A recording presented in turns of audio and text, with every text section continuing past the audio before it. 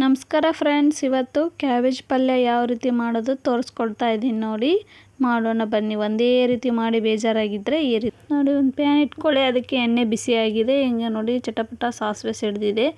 ಅದಕ್ಕೆ ಒಂದೆರಡು ಹಸಿಮೆಣಸಿನ್ಕಾಯಿ ಹಾಕಿ ಒಂದು ಈರುಳ್ಳಿನ ಉದ್ದುದ್ದಕ್ಕೆ ಹೆಚ್ಕೊಂಡು ಹಾಕ್ಕೊಳ್ಳಿ. ಎಣ್ಣೆಯಲ್ಲಿ ಚೆನ್ನಾಗಿ ಫ್ರೈ ಮಾಡ್ಕೊಳ್ಳಿ ಈರುಳ್ಳಿನ.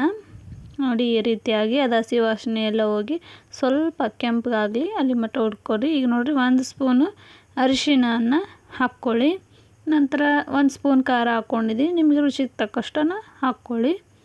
ಈಗ ನೋಡಿ, ಅದನ್ನು ಸ್ವಲ್ಪ ಎಣ್ಣೆಯಲ್ಲಿ ಫ್ರೈ ಆಗಲಿ. ಖಾರನೂ ಸಹ. ಈಗ ರುಚಿಗೆ ತಕ್ಕಷ್ಟು ಉಪ್ಪನ್ನು ಕೂಡ ಹಾಕ್ಕೊಳ್ಳಿ. ಅದನ್ನು ಫ್ರೈ ಮಾಡಿ ಇಡಿ. ಈಗ ನೋಡಿ, ಹೆಚ್ಚಿಟ್ಕೊಂಡಿದ್ವಲ್ಲ ಉದ್ದುದ್ದಾಗಿ ಕ್ಯಾಬೇಜ್ ಪಲ್ಯನ ಈ ರೀತಿ ಮಾಡ್ಕೊಂಡು ತಿನ್ನಿರಿ. ಸೂಪರ್ ಅಂದರೆ ಸೂಪರ್ ಟೇಸ್ಟ್ ಆಗಿರುತ್ತೆ. ಈಗ ನೋಡಿ, ಕ್ಯಾಬೇಜ್ ಹಾಕಿದ್ವೆಲ್ಲ ಎಲ್ಲ ಚೆನ್ನಾಗಿ ಕಲಸಿ ಖಾರ ಉಪ್ಪು ಎಲ್ಲ ಚೆನ್ನಾಗಿ ಹಿಡ್ಕೋಬೇಕದು. ಆ ರೀತಿಯಾಗಿ ಎಲ್ಲ ಚೆನ್ನಾಗಿ ಕಲಿಸ್ಕೊಡಿ. ನೋಡಿ ಈ ರೀತಿ ಕಾಣ್ತಿದೆ. ಇದನ್ನೇ ಸಣ್ಣ ಉರಿಯಲ್ಲಿ ಸ್ವಲ್ಪ ಫ್ರೈ ಮಾಡಿ. ಆನಂತರ 2 ಸ್ಪೂನ್ ಕಡಲೆ ಹಿಟ್ಟನ್ನು ಇದಕ್ಕೆ ಹಾಕಿ. ತುಂಬ ಟೇಸ್ಟಿ ಆಗುತ್ತೆ. ಹಾಗಾಗಿ 2 ಸ್ಪೂನು ಕಡಲೆ ಹಿಟ್ಟನ್ನು ಇದಕ್ಕೇ ಹಾಕಿ ಚೆನ್ನಾಗಿ ಫ್ರೈ ಮಾಡಿ. ಕೈ ಬಿಡ್ದಂಗೆ ನೋಡಿ ಇಷ್ಟು ಚೆನ್ನಾಗಿ ಫ್ರೈ ಮಾಡ್ಕೊಳ್ಳಿ. ಹಿಟ್ಟೆಲ್ಲ ಎಲ್ಲ ಕಡೆನೂ ಹೊಂದ್ಕೋಬೇಕದು. ಆ ರೀತಿಯಾಗಿ ಫ್ರೈ ಮಾಡ್ಕೊಳ್ಳಿ. ಸಣ್ಣ ಉರಿಯಲ್ಲಿ ಎಲ್ಲ ಚೆನ್ನಾಗಿ ಫ್ರೈ ಆಗಿ ಬರುತ್ತೆ ಅದು. ಹಾಗಾಗಿ ಚೆನ್ನಾಗಿ ಫ್ರೈ ಮಾಡಿ ಅದನ್ನು.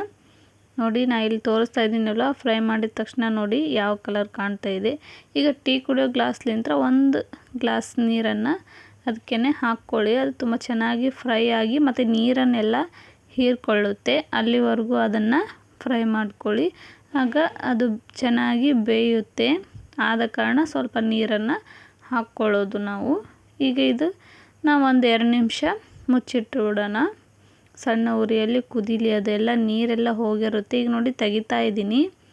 ಈಗ ನೋಡಿ, ಕ್ಯಾಬೇಜ್ ಪಲ್ಯ ರೆಡಿಯಾಗಿದೆ. ಈಗ ತೋರಿಸ್ತಾ ಇದ್ದೀನಿ ನೋಡಿ. 1 ಗ್ಲಾಸ್ ನೀರು ಎಲ್ಲೋಯ್ತೆ ನೋಡ್ರಿ. ಅದು ಎಷ್ಟು ಚೆನ್ನಾಗಿ ಬೆಂದಿದೆ ಪಲ್ಯ, ಎಷ್ಟು ಸಾಫ್ಟಾಗಿದೆ ನೋಡಿ.